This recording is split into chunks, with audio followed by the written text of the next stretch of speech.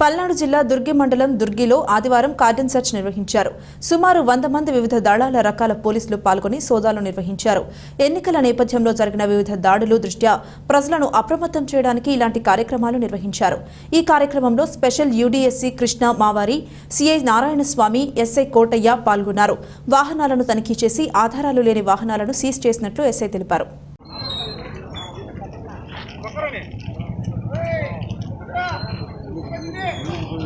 కనపడాలి బాగా